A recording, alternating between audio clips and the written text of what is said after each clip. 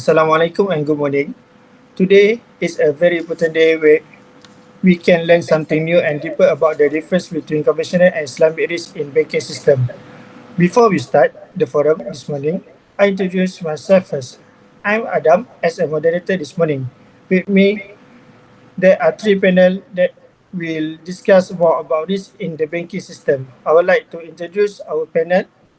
First, Siti Masyara binti Muhammad Hussein, Nurul Afika binti Nur Wani, Siti Nur Aisyah binti Carol Abidin. Okay, before we start the forum session this morning, first I will explain the difference between conventional and Islamic risk. In conventional finance, risk management primarily involves transferring risk from one party to another through mechanisms like insurance and interest-bearing loans. This allow entity to mitigate potential loss by shifting them to other in exchange for premium or interest payment, fostering individual risk avoid conventionally Islamic finance and risk sharing based on Sharia principle. And utilized structure like mudarabah and musyarakah where both profit and lose and distribute among all parties involved. Additionally, Takaful, Islamic insurance operated on mutual cooperation with participants pooling resources to collect BRIs. This approach ensure a fair and ethic distribution of risk, promoting collective responsibility and equal sharing of good and loss. Okay, so next we will go to the first panel. Puan Masyarah, can you explain to us about what are fundamental difference in the contract framework between conventional banking and Islamic banking? Alright, Assalamualaikum. So, I will tell about the difference in the contractual frameworks between conventional banking and Islamic banking. The contractual frameworks of conventional banking and Islamic banking differs fundamentally due to their underlying principle, which influence the nature of the contract they use. For the conventional banking, first is internet-based contract. In conventional banking, it have loan, which is the primary contract in conventional banking, involve the lending of money with interest, which is riba. Banks provide loans to individuals and businesses and charge interest, which is the predetermined and fixed or variable over the loan period. Next is bank also have deposit. When customer deposit money in a bank, they earn interest on their saving or fixed deposit. The bank use this deposit to provide loans to other customer and earn interest, creating a profit margin. Follow the differences between deposit and loan interest rate. Next is risk and return. In conventional banking, the risk is transferred from the bank to the borrower. The borrower bears the risk of the investment, while the bank earns a fixed return through interest regardless of the success or failure of the borrower's venture. Other than that, return on deposit and loan is fixed and determined by the interest rate agreed upon in the contract. The bank also established debt-based financing. Conventional banking relies heavily on debt instruments such as loan, mortgage, and bonds. These instruments are structured to provide regular income to the lender through interest payment. Meanwhile, for Islamic banking, have interest-free contract like prohibition of riba. Islamic banking strictly prohibits interest. Contracts are structured to avoid any form of interest, focusing instead on profit sharing and asset-backed financing. And also deposit, which is instead of earning interest, deposits in Islamic bank participate in profit agreement mudarabah, where they share in the profit or losses generated from the bank's investment. Next is risk and return. The risk is shared between the bank and the customer. Both parties participate in the profit and losing of the venture, fostering a partnership approach. And for variable return, the return on investment is not fixed and depend on the actual profit generated. Profit and loss sharing contract, which is mudharabah and musyarakah, reflect this principle. And then in Islamic banking, use equity-based financing instrument such as mudharabah, profit sharing, musyarakah, joint venture, murabahah, cost plus financing, ijarah, leasing, and also istisna, manufacturing contract. That's all. Okay, thank you, Mike, for the explanation. What I can say from the explanation early is the contract framework of conventional and Islamic banking differ fundamentally due to the underlying principle. Conventional banking primarily involves interest-based contract where loans are provided with predetermined interest rate and customer earn interest on their deposit.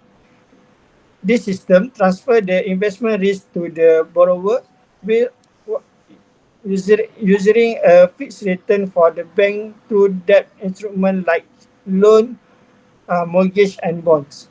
In contrast, Islamic banking straight uh, prohibit interest riba and focus on profit sharing and asset-backed financing. Deposit participate in the in profit sharing agreement, mudharabah sharing in the profit or loss of the bank investment. The risk is shared between the bank and its customer, which return depend on actual profit generate. Islamic banking use equity-based financial instruments such as mudharabah, musyarakah, murabahah, ijarah, and istisna, promoting a partnership approach and equitable risk distribution. So, next we go to our next planet, Africa. How does this manifests differently in conventional banking compared to Islamic banking practice? Okay, thank you, moderator, for the question. Risk management is a critical aspect of any banking system, ensuring the stability and sustainability of financial institutions. While conventional banking and Islamic banking operates within the same financial ecosystem, the principles and practices underlying each system result in different manifestation of risk. For example, credit risk that the risk of loss due to a borrower's failure to repay a loan is a significant concern in both conventional and Islamic banking. In conventional banking, credit risk is primarily managed through interest-based lending. Banks assess the creditworthiness of borrowers and charge interest rates that reflect the perceived risk. Higher risk borrowers are charged higher interest rates to compensate for the potential of default. This interest-based system provides a clear mechanism for pricing and managing credit risk. In contrast, Islamic banking prohibits interest or we call riba and instead relies on profit and loss sharing agreements such as mudarabah, profit sharing, and musyarakah joint venture.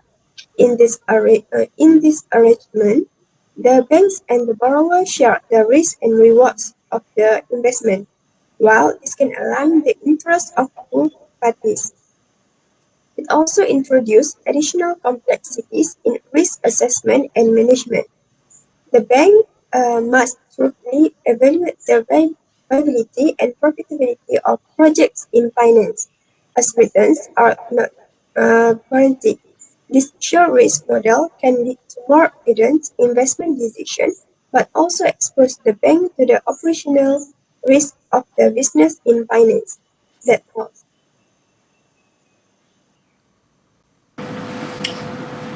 Okay, thank you, Afika, for the explanation. So, What I can say from the explanation is risk management is vital for the stability of both conventional and Islamic banking. To each system handle risk differently to their underlying principle. In conventional banking, credit risk managed through interest-based lending with interest rate reflecting the borrower's risk level. Higher risk lead to higher interest rate, providing a clear mechanism for manage credit risk. Islamic banking, however, prohibit interest and relies on profit and loss sharing agreement like mudarabah and musyarakah. Okay, so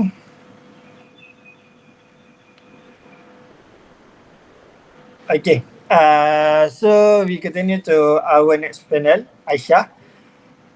What are the Islamic banking specific risk mitigation technique and how do they differ in approach or effectiveness compared to conventional method? Okay, thanks to the moderator regarding the question about the Islamic banking specific risk mitigation techniques and how do they differ compared to conventional methods. So in Islamic banking actually employs unique risk mitigation techniques that are distinct from conventional banking due to its adherence to Sharia principle. So one primary method is the use of profit and loss sharing contract such as mudarabah and musyarakah. So in these contracts, um, risk is shared between the bank and its clients, which inherently reduces the moral hazard and promotes a more equitable distribution of risk. So this is different from conventional banking, which often relies on interest-based loans. Islamic banks actually invest directly in businesses and share in both profits and assets. Islamic banking directly invest in businesses and share in both profits and losses. So this kind of activity alignment of interest between the bank and the client encourages prudent risk management and reduces the likelihood of default. And there are another key technique in Islamic banking is the use of asset-based financing. So transactions such as ijarah and murabaha involve tangible asset which act as a form of collateral. So this approach contrasts with conventional banking's reliance on collateralized loans and unsecured lending. So by tying financing to real assets, Islamic banks actually ensures that all transactions have an underlying economic activity, reducing speculative risk, and it actually can enhance their stability. So this asset-based nature provides a layer of security and mitigates the risk associated with volatility and market fluctuations. And the other is Islamic banking also employs stringent Sharia compliance checks and balance. So in their each transaction must be reviewed and approved by a Sharia board to ensure adherence to to Islamic principles, which is include prohibitions on excessive uncertainty and gambling, which is maisir. So these additional layers of scrutiny can help Islamic Bank prevent high-risk speculative activities and also ensure that investments are ethical and socially responsible. And in comparison, conventional banks might not have such rigorous ethical oversight, which is potentially leading to higher risk exposures in speculative ventures. And moreover, uh, Islamic banking also emphasizes risk sharing rather than risk transfer. If we know that conventional banking often transfer risk through mechanisms like derivative and insurance, in contrast, Islamic financial instruments promote sharing risk, which is aligning the interests of all parties involved. So this approach not only mitigates risk but also fosters a collaborative and transparent financial environment, which actually can enhance trust and reduce systematic risk in the financial system. So the risk mitigation techniques employed in Islamic banking, such as profit and loss sharing, asset-backed financing, stringent Sharia compliance, and risk sharing principle differ significantly from conventional method, which is these approaches not only align with Islamic ethical standards, but also provides effective risk management strategies that enhance financial stability and fairness. So, by promoting equitable distribution of risk, reducing speculative activities, and fostering a collaborative financial environment, Islamic banking actually can contribute to be more resilient and just financial system. So that's all from me. Okay, thank you, Aisha. So the conclusion I get is Islamic banking employ unique the risk mitigation technique rooted in Shariah principle that differ significantly from conventional banking. Key method include profit and loss sharing, contract like mudarabah and musyarakah, which distribute risk between the bank and client, fostering prudent risk management and reducing moral hazard. Additionally, Islamic bank utilize asset-backed financing such as ijarah and murabaha, tying transaction to tangible asset to exchange stability and mitigate speculative risk. Strict Sharia compliance should ensure ethical standards are upheld, preventing high-risk activity, unlike conventional bank that often transfer risk. Okay, so Islamic banking promote risk sharing, uh, interest and fostering transparency in financial transaction.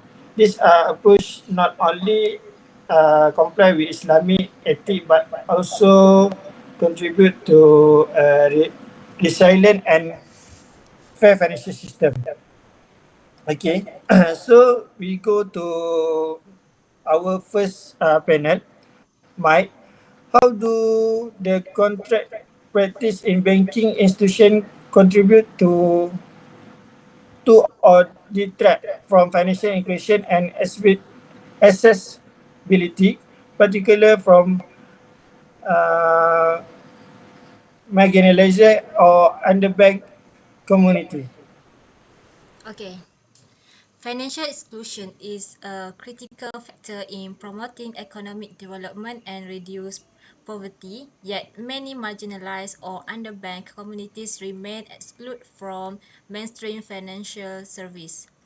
This contractual practice of banking institutions play a significant role in either facilitating or hindering access for financial services for these communities. So here I will cover about how the nature of contract in conventional and Islamic banking affects financial exclusion and accessibility. First is conventional banking relies heavily on internet-based lending, which can create significant barriers for marginalized communities. Interest payment are fundamental aspect of conventional loan, but for individuals with lower or unstable income, the cost of interest can be prohibitively high. This brings this finance this financial burden often make a conventional loans unaffordable, preventing many from accessing the credit they need to improve their economic situation. Credit worthiness is another major factor in a conventional banking. Banks typically use credit score to determine eligibility for loans. Marginalized communities often have limited credit history or lower credit score, which can be due to a lack of previous access to credit or financial instability. As a result, they are frequently denied loans or often loans with unaffordable terms, perpetuating their financial exclusion. Collateral requirements further restrict access to conventional banking services. Many conventional loans require collateral such as property or other significant asset, which may underbanked individuals do not possess. This requirement effectively exclude a large portion of the population from obtaining the necessary financial support. Fixed repayment schedule is in conventional banking can also detract from financial inclusion. This schedule requires borrowers to make regular fixed payment, which can be challenging for individuals with irregular income patterns, such as a seasonal worker or those in informal employment. The rigidity of these terms make it difficult for many to commit to conventional loans agreement. And finally, physical and digital access to bank service remain a challenge. Conventional banking often have limited branch presence in underserved area, make it difficult for individuals to access banking service. Additionally, the reliance on digital banking can exclude those without access to technology or the internet, further marginalizing already underserved communities. While Islamic banking, guided by Shariah principle, often an alternative approach that enhance financial exclusion for marginalized communities. One of the key features of Islamic banking is the emphasis on profit or loss Shariah rather than interest-based lending. Contracts such as mudarabah, which is profit sharing, and musyarakah, which is joint venture, involve sharing profit and losses between the bank and the customer, which eliminates the need for interest payment. This approach can make financing more accessible to individuals with variable income as it aligns prepayment with actual profit. The risk-sharing nature of Islamic banking also contributes to financial inclusion. Islamic banks are more willing to invest in projects and individuals who lack in traditional collateral or credit history, as the risk is shared between the bank and the customer. This inclusivity can open up opportunity for underbanked communities to access financing that would otherwise be unavailable to them. Asset-backed financing in Islamic banking through contracts like murabahah and ijarah provide practical solutions aligned with the needs of underbanked individuals. These contracts are based on tangible assets, ensuring that the financing is tied to real economic activity and reducing speculative risk. Islamic banks' ethical and community-focused principles further enhance finance inclusion. The promotion of social justice and community development often leads to initiatives aimed at support those in need. For example, Qard Hasan, which is benevolent loans, are interest-free loans intended to help individuals facing financial difficulty, demonstrating a commitment to social welfare. And free construction in Islamic banking are typically lower, which can be more affordable for low-income individuals. Furthermore, the flexible repayment terms offered by profit and losing Sharia agreement can be accommodate irregular income patterns, make Islamic banking more accessible to marginalized communities. That's all. Okay, thank you, Mike. So, the conclusion is financial inclusion is critical for economy development, yet many marginalized community face barrier in access mainstream banking service. Conventional banking then relies on interest-based lending often make loans unaffordable due to high interest costs. Uh, in contrast, in contrast, Islamic banking, guided by Sharia principle, promote financial inclusion through profit and loss sharing contract like mudarabah and musyarakah. This contract interest payment making financial more accessible to individual with variable income. The risk-sharing nature of Islamic banking also support investment in project without traditional collateral, fostering includes asset-backed financing and lower fee structure. Okay, so we go to our next panel, Afika. How do the risks faced by bank, such as liquidity risk or market risk, impact local economy and community, particularly in time of economy downturn or crisis? Okay, thank you for this question. About the question, so many risks faced by banks, including liquidity risk and market risk. It can have profound impact on local economies and communities, especially during economic downturns or crises. Liquidity risk is the risk that a bank will not have enough cash or liquid assets to meet its short-term obligations. When banks experience liquidity issues, they often tie their lending standards or ease lending altogether. This phenomenon, known as a credit crunch, can stifle local business that depends on a bank loans for working capital or expansion. Small and medium-sized enterprises are particularly vulnerable since they typically lack access to alternative financing sources.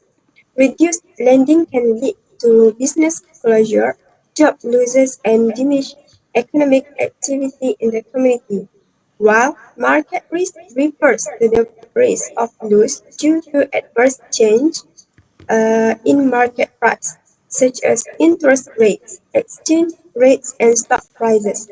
Market risk can affect local pension funds and individual savings. If investment in pension funds or personal retirement accounts lose value, retirees and future retirees may face reduce income, leading to lower spending and increased financial insecurity.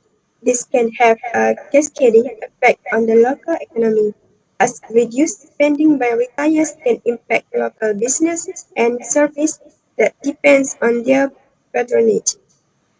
Economic downturns often lead to lower business revenues and higher unemployment rates.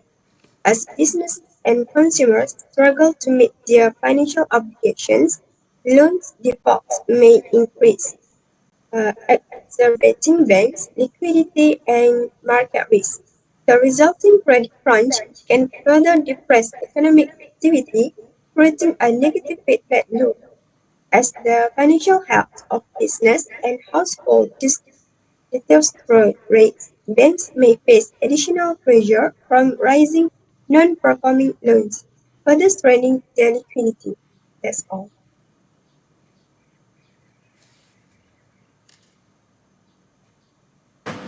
Okay, thank you, Afika, for the explanation.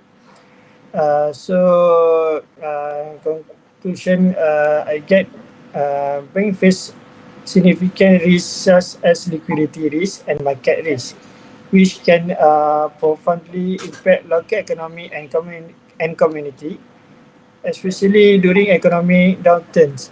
Liquidity risks arise when bank lack significant cash or liquid asset to meet a short term lending to credit crashes where lending or cases. This can particularly small business rely on loans for operation and expansion, uh, causing close and job loss. Market risk involve loss from adverse exchange in market price like interest rate and stock price. So we go to the last question, Aisha. What role can bank play in mitigating system risk that affect social well-being, such as housing market volatility or employment spike? Regarding the question, which is what role can banks play in mitigating systematic risk that affects societal well-being? So actually, banks play a crucial role in mitigating systematic risks that can destabilize societal well-being, such as housing market volatility and unemployment spikes. So one primary strategy that banks employ to mitigate housing market volatility is through prudent lending practices. So this involves rigorously assessing borrowers' creditworthiness and ensuring loans are based on realistic property valuations. So they use by adopting these measures, banks can prevent the formation of housing bubbles where property prices inflate artificially beyond sustainable levels. Additionally, this can offer mortgage products with fixed interest rates, protects borrowers from sudden rate hikes. So this is actually can stabilize the housing market over the long time. For instance, regarding the housing market volatility, if you know that following the global financial crisis in 2008, so Malaysian banks implemented stringent lending criteria. They kept the loan to value ratio for third property purchases to deter speculative buying. So this measure aimed to ensure that only creditworthy borrowers with adequate repayment capacity could obtain housing loans. So by doing so, actually banks mitigate the risk of defaults and potential market crashes. So this is actually can contribute to greater stability in the housing sector. In addressing unemployment spikes, which is banks actually can play their role in support economic stability by providing crucial credit access to businesses during economic downturn. So this access helps businesses to maintain their operations and preserve jobs, which in turn actually can sustain consumer spending and overall economic activities. And moreover, banks actually can collaborate with government agencies to implement and manage public assistance program to support affected businesses and individuals during crisis. If you know that during the COVID-19 pandemic, which is Malaysian banks play their role in supporting businesses through initiative like special relief facility, and the special relief facility is introduced by Bank Negara Malaysia, which is this facility provide soft loans to small and medium enterprise, which is SMEs, and its impact by the pandemic.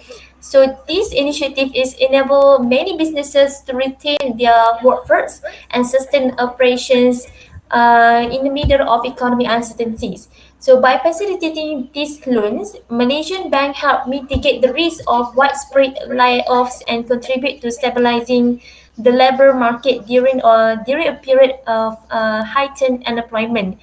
And Bank in Malaysia actively engage in financial literacy programs aimed at educating consumers on effective financial management. For instance, IMB's B-Smart program, which is they target only young Malaysian, and they want to equip them with essential financial skills to make informed decisions and manage their finance prudently. So by enhancing financial literacy, banks actually empower consumers to navigate economic challenges more effectively, which is it actually can reduce the likelihood of financial distress and contributing to overall societal resilience. So, in all of that, banks actually play a multifaceted role in mitigating systematic risk that affecting societal well-being through prudent lending practices, which is the support for businesses during downturns, and collaboration on government assistance programs, and also initiative to enhance financial literacy. So, banks, what I can conclude is banks in Malaysia and globally can contribute to stabilizing economies and protect their consumer, and also can foster long-term economic resilience by play their vital role in mitigate systematic risks, which is stabilize societal well-being. So that's all from me. Okay, thank you, Aisha, to the explanation. So, they conclude bank play a critical role in mitigating system risks, such as housing market volatility and unemployment spike.